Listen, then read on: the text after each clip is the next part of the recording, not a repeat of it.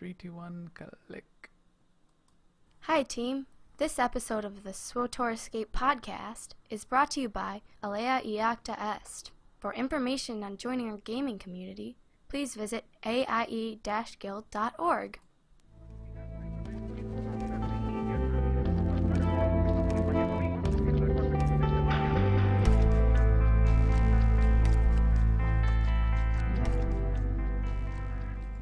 Hi team, welcome to the Escape podcast for Star Wars The Old Republic. This week we're going to talk about collecting armor sets in preparation for the costume designer release later this month. We'll also talk about the latest SWTOR news and the fun stuff going on in our guild, Alea Iacta Est. As usual, we have an astromech standing by to record and broadcast this show. Hey EPC 86, are you getting ready for the costume designer? Oh yeah, that's interesting. That's a very nice protocol droid armor set you've got on there. But unfortunately, I still need an astromech in the pod. So nice try. Why don't you jump in? Hi Seema, how's it going? And what have you been collecting lately?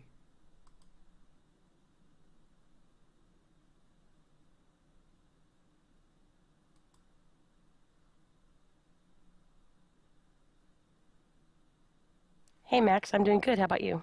Good. I see EPC 86 was dressing up like a protocol droid, eh? But it didn't work. No, yeah, nice try. But I'll start shoving protocol droids in there too. I mean, there's not gonna no droid is safe, I would say. That's right. They can record also. What have I been up to this week? Well, as usual, ops. In our regular ops team, we had a little bit of a late start on our first night, and so we didn't get as far as usual. But we did get through Temple of Sacrifice, through to the Council, and then on our second night we started with Revan, and then we did We spent some time on hard mode Malifar, which we got him down, and then we went and did story mode Ravagers, because that's what we do now. We do Temple of Sacrifice first, and then Ravagers. And then at the end of the night, we did a couple of attempts on hard mode Sparky, but we ran out of time. But they're both interesting fights, Sparky and Malifar on hard mode. So that was fun. Yeah. I mean, I don't know if you can tell by my voice, but I'm continuing to battle the Rakghoul plague that I picked up last week. I kind of hate to think what might happen to me next week during the bounty contract week. Yeah. So yeah, transitioning right from Rakghoul plague into getting hunted down. Yeah. Yeah. Well, not if you're the hunter, I guess. So. That's true. That's what I should do. I'll be the hunter. There you go. I ran with also still with ops. I ran with Soldiers of Light tonight. First time I ran with them. This a good group of guys. Had a lot of fun. We did Ravagers. And then we got some attempts, and we didn't do Ravagers. We did Temple Sacrifice. Gosh, it was over 5 minutes ago, so I forgot already. But then we did, actually we did Ravagers and Temple Sacrifice, and then we did some attempts on hard mode Malifar, it was their first time to get the last two fights in Temple of Sacrifice, so it was a fun night. I enjoyed it.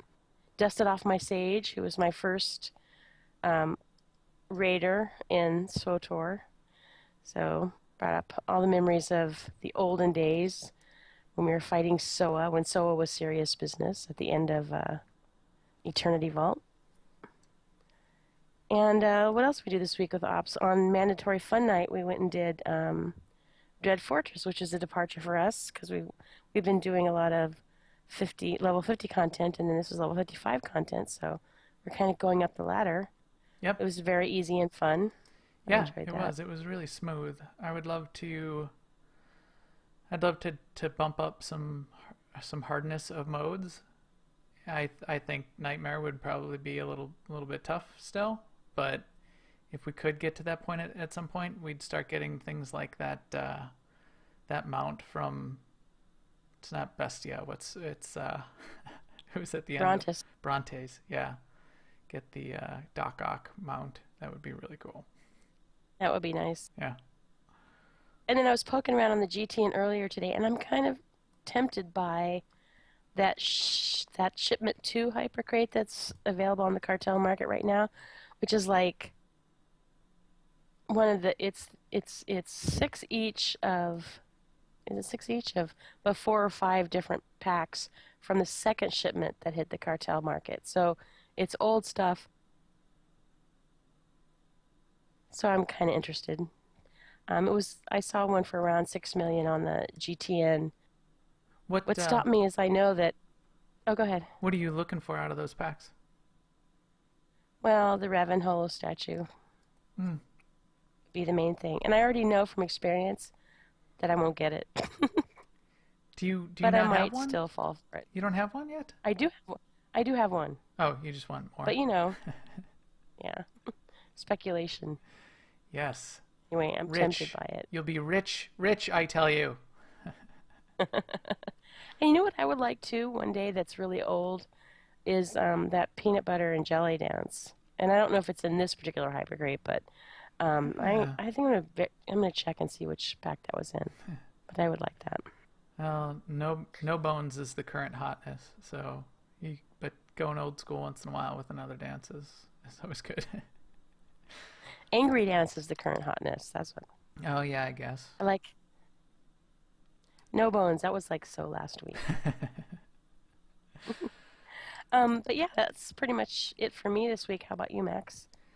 I have been doing a lot of the usual stuff. I was doing some PvP, not a ton of PvP this week, so only a little bit on my Sork. I still haven't gotten into ranked. I need to do that. We have a couple guys in the guild I think that are trying to jump into some ranked. SAR is trying to do it some, and I keep meaning to try to connect up and get some rounds in. That would be interesting. I've got enough. I've got plenty of gear. I'm getting into more and more of the 174 or whatever the ranked gear is, and it's looking good. And I'm fine with trying it if I just get some time and a team. I did do some GSF though. So we had our GSF squad out on Saturday night. We got a few different people in and got some people who were new to it and talked about it some and had some fun out there flying some missions and shooting some squads. It was all on the imp side this Saturday. We usually switch back and forth, but it was all on the imp side and on my imp Sting, which is the equivalent of the flash fire. It's the scout. My co-pilot is Galt, and Galt says he's the best co-pilot I've decided of all the GSF of all the GFs. Why is that? He just says really funny stuff and really good comments. Like I don't know what triggers it, but I got a bunch of kills in a row, and at one point he basically said, all right, fine. I'm going to go take a nap while you just murder the rest of their fleet, because whatever. so, and yeah, I don't know. He was a great co-pilot. So that was fun. I did continue to do all the ops things that you mentioned as well. So we were late start on Thursday for reasons which shall not be discussed because Makia would be mad if we said that he was the reason we were late because he forgot it was Thursday. So we will not be talking about that. Will not mention it at all. It shall not be mentioned. So yeah, we were like 10 minutes in and Sverix IMs Makia or something and goes, are you ready for ops? He's like, yeah, I will be tomorrow. Like, in that Makia tone. It's Thursday. So that was awesome. Makia is never late and never out of order. So we will never, of course, never let him live this down. We did that, but we were late. So we just did the first 4 out of 5 or whatever in Temple of Sacrifice all the way through the council. Didn't have time to finish Revan before our cutoff time. So it made Sunday interesting, doing story mode Revan, then hard mode Malifar, then story mode all of Ravagers, and then hard mode Sparky, and then we didn't get Sparky down. We ran out of time on that too. We wiped a couple times on Sparky because we were wiping some on Malifar also. But it was fun sort of bouncing back like that. We have gotten Sparky before, though. Yeah, we have. I wanted to get to Bulo. It would be interesting to finally get back there and get to Bulo and try Bulo. And right. I think we could end up getting Bulo down. I think we've got to tune things up just a little bit because we're a little slower on Malifar and Sparky than we even were on a couple previous attempts, so we just need to tune that back up. But yeah, so that was awesome. And I did really like our Dread Fortress run, as you mentioned, for mandatory fun night. That was cool. And I would like to, I think we will go do Dread Palace, and I would like to crank up the hardness modes. I wonder if anything different drops in hard mode, Fortress and Palace, off of the end bosses, like any special mounts or anything like that. We'll have to look that up. That would be cool. And finally, in just a bit of book talk, I did finish Influx by Daniel Suarez off Audible. I went through that really fast. I went through that in less than a week. It's not that long. It's easily consumable. It's not his best book, but it's entertaining and fun and cool. So I liked that, and liked it enough that I was, cleaning the garage and kept listening to it, and just finding excuses to continue to listen to it. Leveling and all while listening to it. I just kept the book on all week basically and finished it really quick. So I'll have to find a new one for this week. But with that, I think we can talk about some actual news. Now an Imperial News Network report. So there were some reports of connectivity and network issues over the weekend, and BioWare has reported them as fixed. So that was news item number 1. I did have a couple people asking me on Twitter if we had been noticing any ping issues, latency issues, and disconnects. I had not seen any, and I think it got even worse this morning. But BioWare did look into it. They did say there was login issues. They did say there was issues with connectivity issues, making things like cartel coins not show up in the right way. But they say they fixed it, so we'll hope that that's all fixed.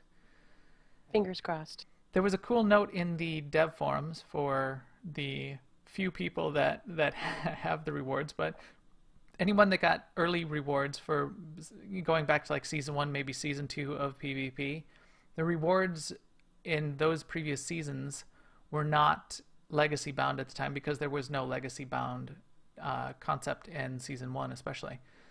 And what BioWare has agreed to do is go and retroactively take all the rewards from Season 1 and any previous reward for a PvP reward that was not legacy bound and make it legacy bound, which I think is cool of them. That is cool. We do have some continuing reminders. So I was looking and saying, doesn't seem like much news this week. There actually is a lot of news. We've just been saying it for the past couple weeks and leading up, so a lot of this got published early. We do have a double XP week starting on Thursday of this week on April 16th. So that is cool. A whole week of double XP is pretty nice. I'm definitely going to take advantage of that. And I think I was going to wait for 12x XP, but I think I'm going to take advantage of the double and level up my commando a little bit. I've got a commando out there that I haven't finished.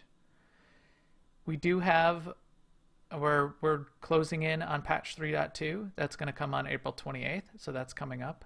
Another thing that's also this week on the 18th is the BioWare Cantina Tour that they're going to be streaming from. That's part of the Star Wars celebration that's going on in Anaheim, California. And then we're only about 3 weeks off from May the 4th. And I guess that's right. A piece of Star Wars news. The digital editions of the original and the 6 Star Wars movies were released this week, which I think is relatively interesting in terms of Star Wars news itself. So, Guild news. There's a post up on the aie-guild.org website and linked in the forums, which shows a little bit of a graphical view of the things going on for our guild over the course of the week. And that's a combination of, there's both our ops teams are on there and our couple standing guild events, and the podcast shows up on there too. There's at least one thing every day, which I think is sort of cool that we've got a bunch of standing things going on. If you see anything on there that looks interesting, especially in terms of the ops teams, definitely check out the forums, check out those ops teams threads. Every once in a while, they do need some fill-ins, some subs into those ops teams, which would be great to pull people in. We do have continuing our mandatory fun nights on Tuesday nights and our Galactic Starfighter nights on Saturday nights. We're relatively full often on the Tuesday nights, but even sometimes on Tuesday nights and definitely on Saturday nights. If you're on Jedi Covenant and want to fly with us for Saturday night Galactic Starfighter, hit me up on Twitter or get in game and ping me or our squad leader Sten, and we can start get a bunch of squads going with anyone who wants to AIE or not. That would be really fun. Yeah, it's a great idea. We have the Amazing Race SWTOR edition for AIE Guild is coming. It's coming soon. That's going to be tied to that May the 4th date as well to some degree. Keep an eye out for news in all of the social channels coming more this week, I expect. And finally, not finally, penultimately in the Guild news, we do have streaming continuing to go on for the Guild events and a lot of our Ops team nights. So the podcast and the couple major Guild events and the Lords of Light Ops team nights, I definitely stream on twitch.tv/newoverlords. But what I've recommended people do is once you get to it, on any of the nights, if you keep an eye on Twitter and you do a search for hashtag SWTOR, hashtag AIE Guild, pound. Somebody made fun of me for saying pound before. Hashtag SWTOR and hashtag AIE Guild. If you put a search for those on the nights that we have ops, a lot of our other ops teams a couple other ops teams are starting to stream their nights too. So there's always a way you can ride along if you want to check in and see what those teams are doing. And finally, I did want to give a shout out to the chat room. I'm pretty happy to have a big crew in there tonight. So hi to Arvachet and Codex125, Damadez, DP Roberts, Growly Didge, Higgister, and Seema. Hi, Seema. Well, hi. And I think there are a couple other people in and out earlier. I would like to start doing something special for the chat room on podcast nights. I'm going to have to figure out what that is and how that works, but I would like something like that to happen. So keep an eye out for that in the future. But with that, I think we can talk about our main event for the segment. Why, you stuck-up, half-witted, scruffy-looking nerf herder! Who's scruffy-looking? And what did I say earlier, Seema? Who's scruffy-looking? Not us as soon as patch 3.2 comes out, because we're going to have We'll have costume designer. all our costumes and our costume designer. So one of the We'll be things, spiffy looking. yes, we will not be scruffy in the least, unless we intend to be scruffy, and unless we are intentionally scruffy. So I wanted to talk about armor sets. I started thinking about this. We're going to get the costume designer. We're going to be able to take some sets that maybe you've had around and sitting in bank storage, or maybe you want to go off and get new sets. And I started looking at what are all the armor sets that you can go and get.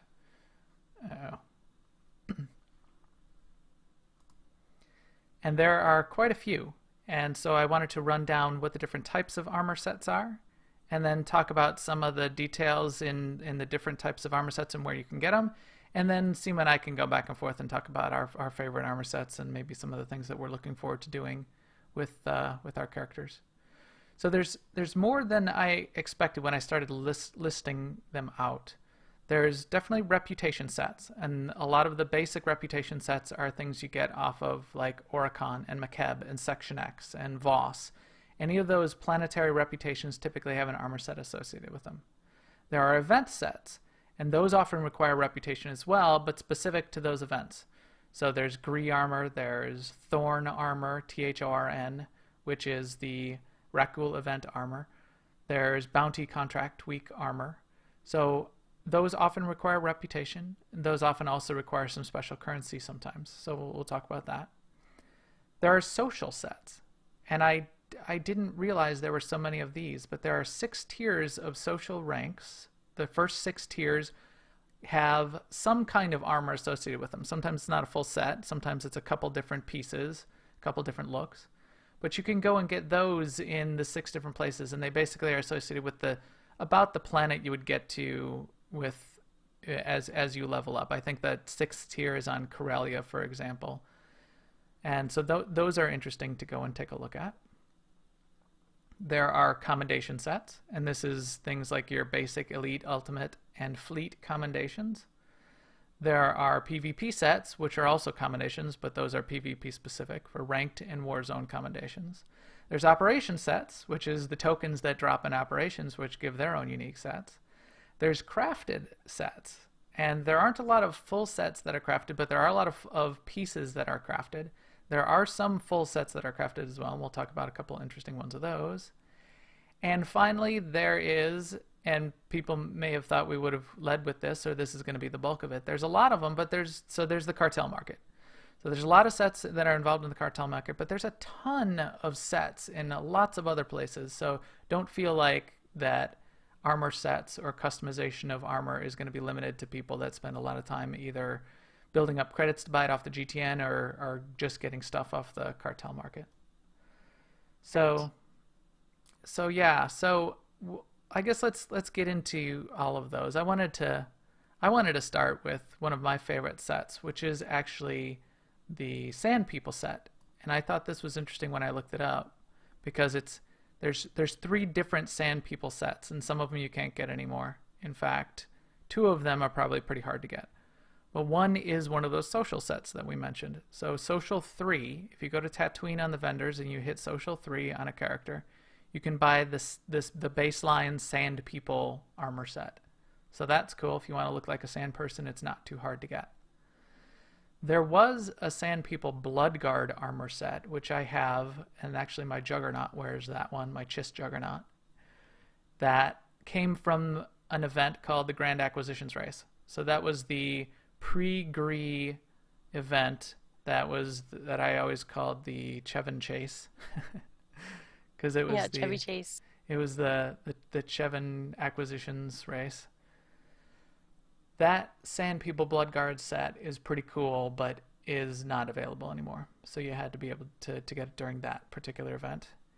And finally, off the cartel market, so this would be interesting to find out which of those cartel boxes it came in, but there was the Sand People Pillager set that came out of one of those older cartel boxes at the time. Or maybe you had to just buy it off the cartel market, so maybe it's still purchasable from time to time. Anyway, that's another other cartel set. So this is an example of Sand People armor. A lot of people would probably want to have a sand person costume on hand because why not? It's pretty iconic. You can get one pretty easily, but there are a couple out there and a couple ways to get them. I thought that was pretty interesting. Do you have a sand person set, Seema? I do have a sand person set. I do like the Bloodguard Back from the set. days when getting your social up was a struggle. Yeah, Now, well, once it's still a struggle because it's character to character, right? it's not for your legacy. So, if you have a brand new character, then it's Right. getting it to move up means being social and all that. Right. And since I hate people, it's pretty hard for me to level my exactly. Someone was saying different ways that you should get social points for doing things in the game that are social, not just grouping up. And I thought there was some clever ones. I'll have to remember what some of those were. So definitely there are cartel market sets. So we can talk about that for 2 seconds and get that one done. But the key thing that I wanted to talk about in terms of the cartel market was what the key activity to do to make sure that you can unlock the set in your cartel collection is. And when you're getting an armor set off of the cartel market, or you're getting armor pieces off the GTN, and that's where I get all my cartel stuff is off the GTN, you need to get the entire set of armor pieces, that all of the pieces that make up that armor set, say the Revan outfit, for example. You need to get all of those pieces, and you need to equip all of those pieces. That means you need to bind them to yourself for them to unlock. And not until you've unlocked all of the pieces does the full set unlock in collections.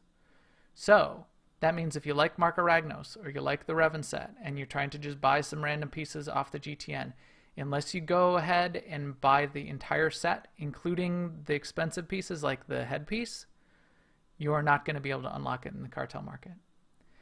Once you do unlock it in your collections interface, then you can go to another character and you can pay a lower cartel coin fee. And this is the key thing I typically save my cartel coins for, is you can then go into the interface and unlock it for legacy, and then all of your characters can make a copy of that gear. And that works for any gear that shows up in the collections interface. If it shows up in the collections interface and you'll unlock the complete set, then you can unlock it for your legacy, and you can make as many copies as you want for all of your characters. So I have a couple cartel sets that I have unlocked to legacy that I can then just pull out and use. That I'll mention them when I talk about some of my favorite sets at the end. And just as a side note, that also works for the toys and other things you can get on the cartel market, like crystals and... Yes.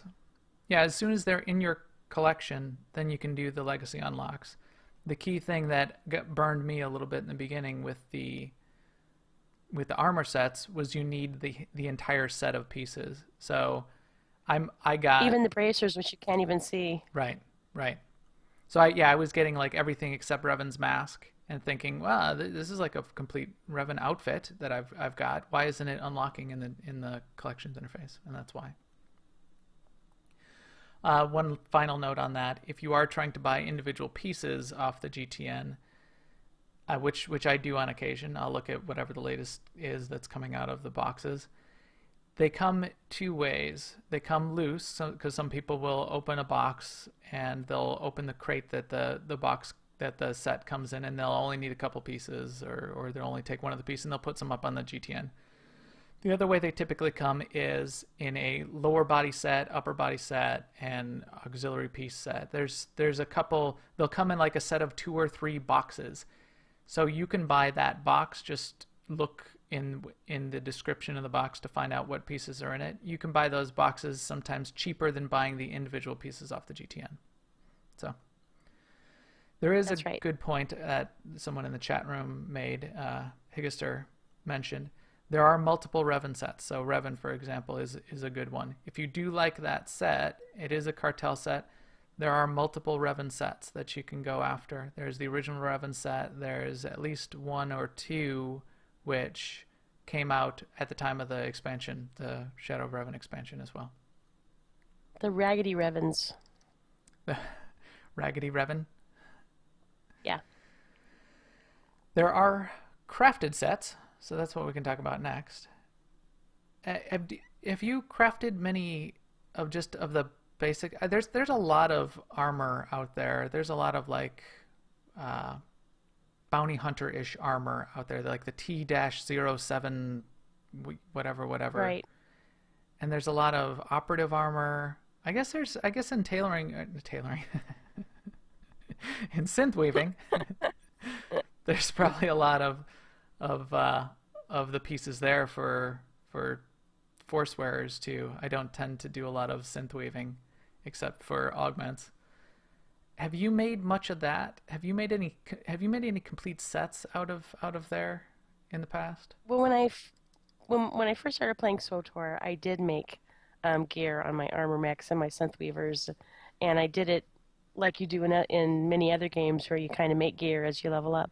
But then as moddable gear became sort of the thing to do, that kind of fell by the wayside. And what the costume designer is going to bring that back, right? Because some of I think anyway, the most classic trooper-looking gear are some of those really simple things that you can make with a few pieces of metal. And now you can put them... I mean, before this, you wouldn't really be able to use them because they're too low level. They wouldn't be useful to you. But now the stats on them won't matter. Right. You can get access to this array. And I think I'm really looking forward to that because... especially Yeah, I mean in general. But the armor mech stuff, some of it is really cool looking for the plate stuff, for the bounty hunter and the trooper stuff. Not so impressed with um, the medium armor armor that's for Operatives and smugglers and smugglers. Yeah, yeah, less so. But I really love the armor mech troopery looking stuff. that is a very good point. The idea that a lot of that lower level stuff was not moddable, and I completely discounted it. I wasn't even thinking of it until you just mentioned that now. So some of that might have looked pretty cool, but if it wasn't moddable, it sort of went out of my mind completely and was dead to me. And now, sure, stamp that in an armor set. Use those pieces. Who cares if they're not moddable? It won't matter. That's a great idea. There's one other really cool set or a couple cool sets that you may be able to find. Back in the PvP days and some of the original PvP, there were back in the days of Battlemaster and War Hero, you were able to get at one point, sort of in the second tier of PvP, with Warzone comms, you were able to buy the schematics for Battlemaster and War Hero gear if you were a armor mech, and I bet if you were a synthweaver also. Again, I only did it on my armor mech. But I do have the Commando, Vanguard, Battlemaster, and War Hero sets on my armor mech. Now, those are interesting in that you can still make the complete set. It still looks very cool. In fact, it's my favorite set on my Vanguard still is the War Hero set on Republic Vanguard. But they do have a Valor rank associated with them, and still. It's 60. You need a Valor rank 60 to wear the Battlemaster crafted pieces, and you need a Valor rank 70 to wear the War Hero crafted pieces. So that is cool. Or that is interesting. That is a piece of history right there. Yeah. Reputation sets. There are plenty of reputation sets. There are some that I really like. There are some that are just blah. I do wear a lot of the Oricon armor set on my heavy armor wearers, on my Vanguards and Power Techs, because it's legacy bound also.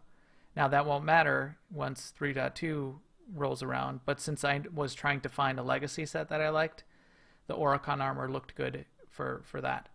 I didn't use a complete Oricon set. I mixed and matched. I think I used the chest piece out of Bounty Hunter, which we'll talk about, Bounty Contract armor. But I like that Oricon set, and there's a few other reputation sets that are pretty cool.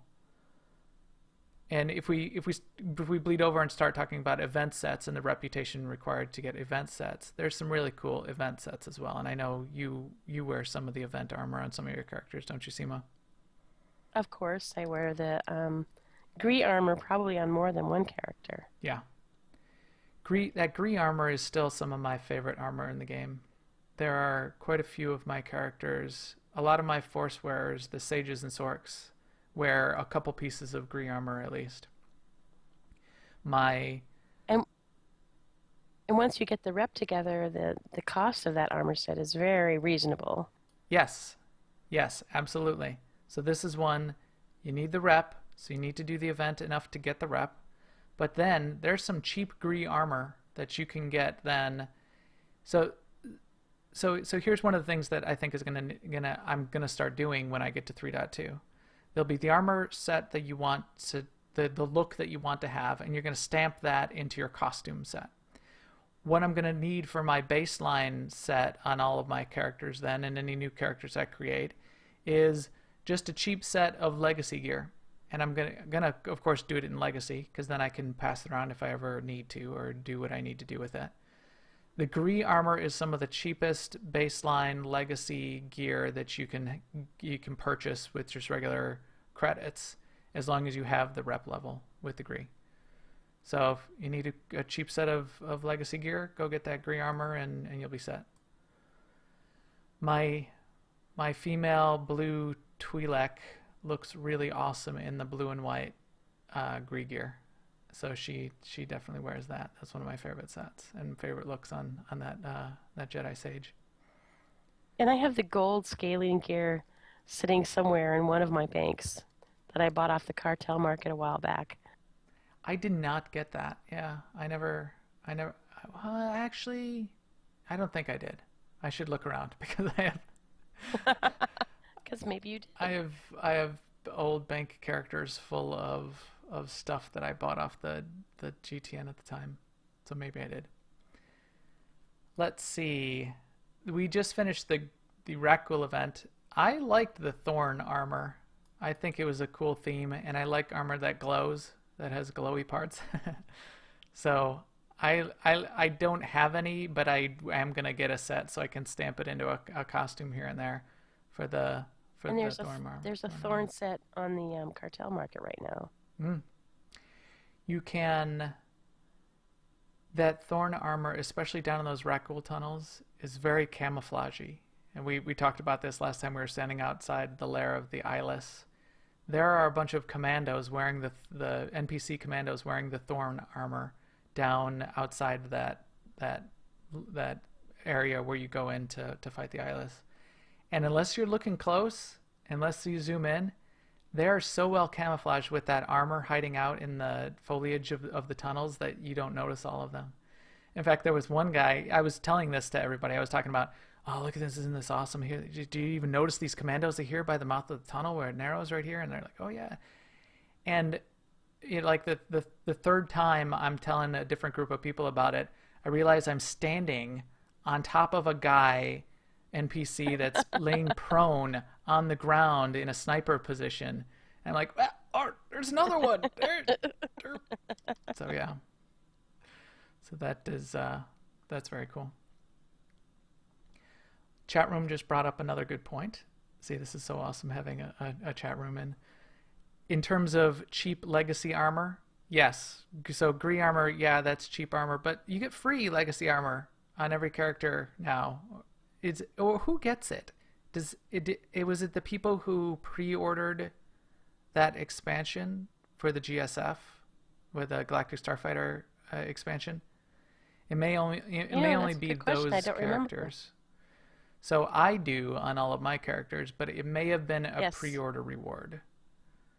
So if you got that, if you do get those boxes, don't forget you've got those crates full of legacy armor set that you can pass around. And I do use some of that GSF armor set on a couple characters as well. I think it looks pretty good on Jedi Knight, for example. And if you're worried about opening up one of those boxes and taking up, 8 slots in your precious inventory, you can open up the box and take out just one piece, if that's the one you're after. Yes, that's interesting. Good tip. Other commendation sets. So we talked about getting event sets. Some of those event sets do require, beyond credits, they require special currency. Some of them require for example, the bounty contract armor set requires completed bounty contracts. So you'll need to keep an eye out for that.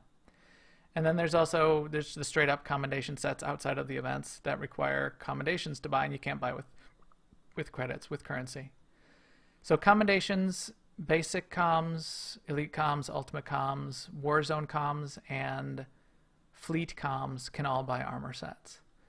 So for basic comms, you can buy various planetary gear pieces. And for basic comms, you can still buy complete sets of campaign armor, black market armor, and Yavin armor. So that's interesting, and those are 3 interesting armor sets. Elite comms currently buy the Masasi armor set, and Ultimate comms currently buy the Deceiver armor set. And those are specific to the various classes as well. They have a different look by class, obviously. Then, beyond straight-up commendations, you get the tokens that drop in level 50, level 55, and level 60 operations. The current tokens that drop in those operations can buy another 5 sets of armor. Currently available still are Arcanian, Dreadforged, Underworld, and then in Temple of Sacrifice and Ravagers, Resurrected and Revenite. And those fall between normal mode and hard mode of 50, 55, and 60 operations. So there's a whole bunch of sets that I started previewing. I've gotten so used to just, I get a set of legacy armor and I just swap out the mods that I haven't even bothered to preview or look at what like the Resurrected and the Revenite armor looks like on my Bounty Hunter, for example. It looks pretty cool. I like both the Resurrected and the Revenite set. Those are nice sets. So I think that, that's the other thing that the costume designer is going to give us is that we're going to start looking at that stuff more. Because I'm the same way. I don't, since I've picked my outfit already, and I'm just going to put the mods in, I don't even look at the commendation gear. yeah, exactly. It's some really nice bounty hunter gear on that Resurrected and Revenite. And then if you go back and you look at like Dreadforged and Underworld, there were some funky weird sets too. But there's some good stuff there. I would go back. I think mixing and matching some of those pieces, you could do some really interesting things. And I just thought of something we didn't have in our list, which is the Dreadseed armor and the Star Forager armor that you can get from the Seeker Droid stuff. That's right. That is right. That's another couple sets. And then finally, in terms of commendations, you can get some sets of armor off by using, I think, straight up fleet comms by a couple armor sets. That's right. There is an armor set off of the security, no, off of the collector's edition. I think the collector's edition vendor, the VIP lounge vendor, either the VIP lounge vendor or the security key vendor. I remember back in the day used to give the straight up old school Imperial Guard black uniform. That was pretty cool. And then finally there's the PvP sets. PvP sets do require you to get Warzone, either Warzone comms or ranked comms. The current PvP sets are the Exhumed set and the Dark Reaver set. They do not have a requirement to have Valor associated with wearing those sets. So you don't need to worry about that. You do need, though, to have Warzone comms to get the Exhumed set, which is the 162 armor set for PvP. And then here's a tricky thing that you'll have to be aware of. To get the 174 armor pieces, if you're up to either accumulating rank comms slowly over time via the weekly, and you can convert Warzone comms to rank comms over time, to buy a Dark Reaver armor piece, you need to turn in the associated Exhumed armor piece with it to buy then the Dark Reaver armor piece. You can then go back and buy another Exhumed piece for the one that you had to turn in, but that's a lot of comms grinding, so you be aware that if you're going after the Dark Reaver, either stamp it into your outfit and then go and turn them in, or just grind some more Warzone comms and get the Exhumed set. Which brings up another tip that everybody's going to have to remember. The way the outfit designer works is you take a piece of armor and you stamp it into a slot on an outfit. So it can go into multiple outfit pages, that piece of armor. It can also get stamped in and then get sold, discarded, deleted, whatever you want to do. If it's a legacy piece, you can send it off to another character. It can be gone. You don't need it. Now, if you mess up your armor set or you delete your armor page out of the costume designer, it's still gone. You're not going to be able to get it back. But you don't necessarily need to keep those around. If there was a reason you needed to turn in an armor piece, like in this example, if you need to turn in those Exhumed pieces to get your Dark Reaver pieces, you can stamp those into a page on your costume designer and then turn it in, and you still have that look available in the costume designer. Interesting. So, Seema, what are your favorite outfits that you've had over time, and what do you like to what are you planning on doing with the outfit designer? Well, the latest outfit that I put together, I actually my mind was kind of blank. I just knew I wanted to make a new look for my Sage, and I'm talking about my Sage, which was like my original raiding character. She had been wearing a gold and white dress for the longest time. So I decided to give her a new look a few weeks back. And what I did was I went to SWTOR and I looked at a lot of the custom outfits that are there. So people upload to that site, they upload the outfits that they've put together from pieces and bits of existing stuff out there. And it gave me a lot of ideas, and then I ended up creating one of my own, which I kind of started with the chest from Oricon, which is called the Hallowed Gothic Vestment, and it's kind of a crazy thing with a It's got like a big V neck going up into your shoulders, and then it has these things hanging down the side from your hips. And then I put that together with the mini skirt from Lana Benico's set and her boots. And then I also put on a helm that's like an eyepiece that's from old black hole days. And then I dyed the whole thing black and purple, and which really, it's the black and purple brought it all together. Yeah.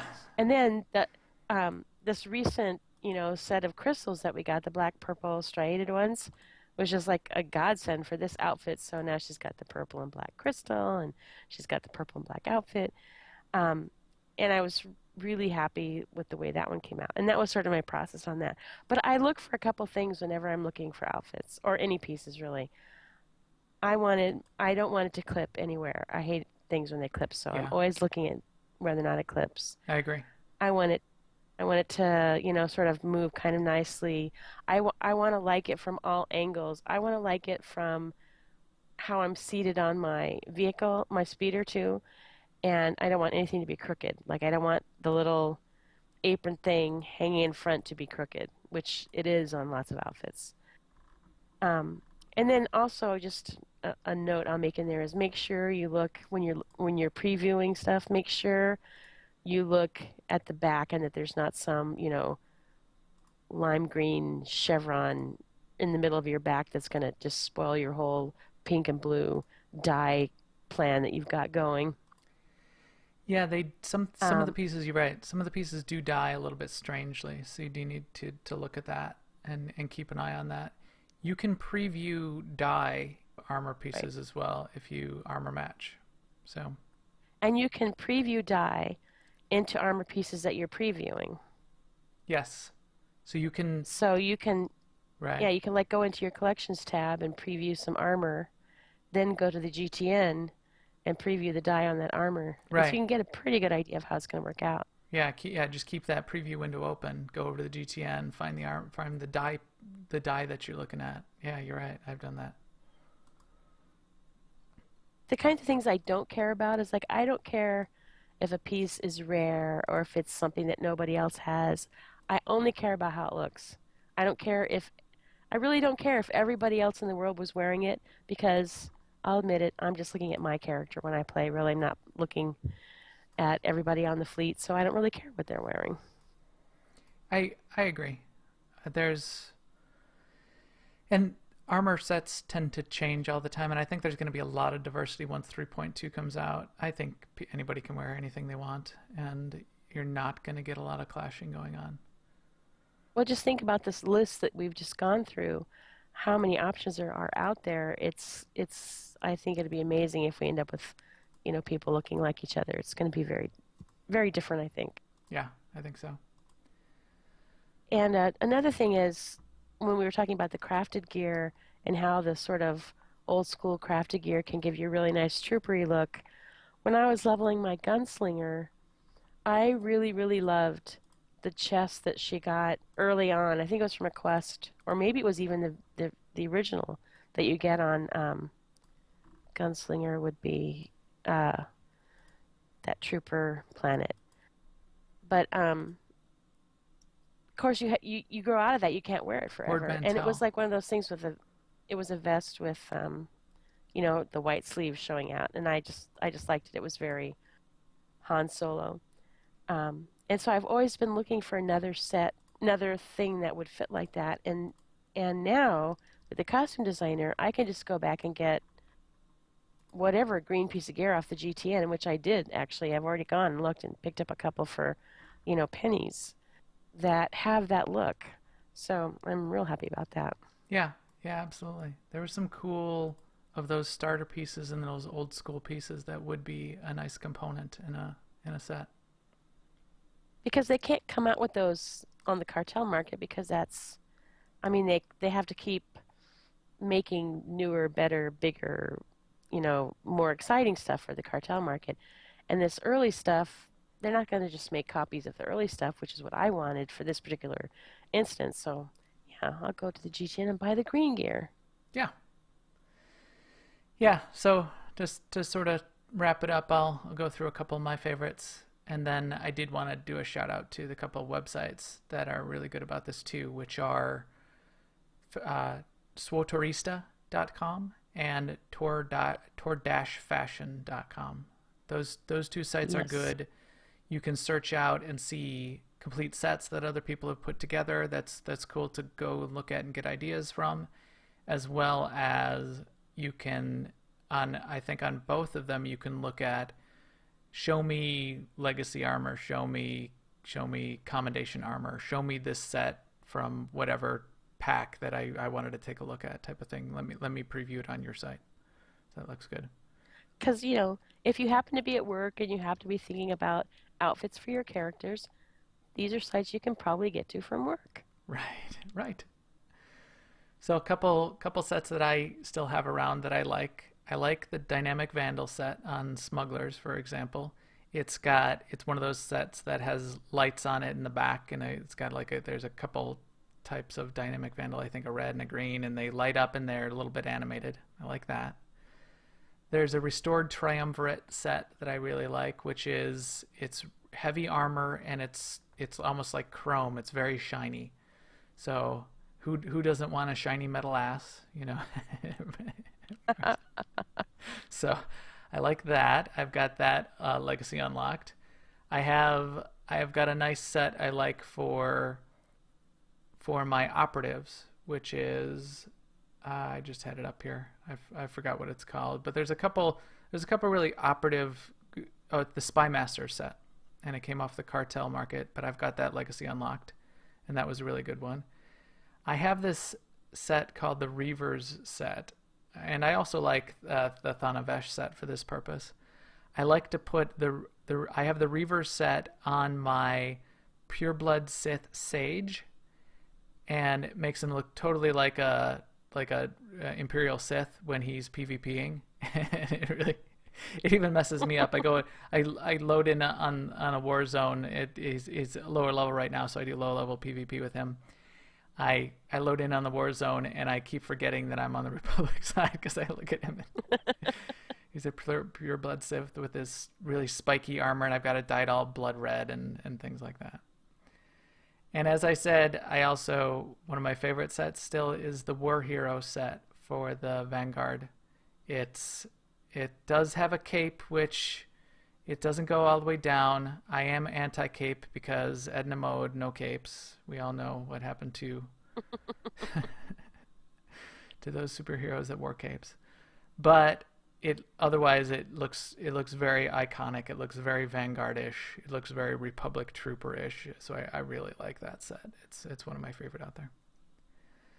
But with that, I think we can wrap it up. Our little EPC-86 droid here is looking like a protocol droid, but he's still an astromech, so he's heading out into the escape pod for us. So thanks for listening and or joining our chat room or our stream on twitch.tv/newoverlords, which we're now doing every Monday night around 10:30 p.m. Central. For comments or questions, please follow us on Twitter at MaxTheGray and at AIESEMA, or find us on Jedi Covenant and ask for a guild invite. We certainly do want like-minded individuals to come join us on Jedi Covenant. That would be really fun.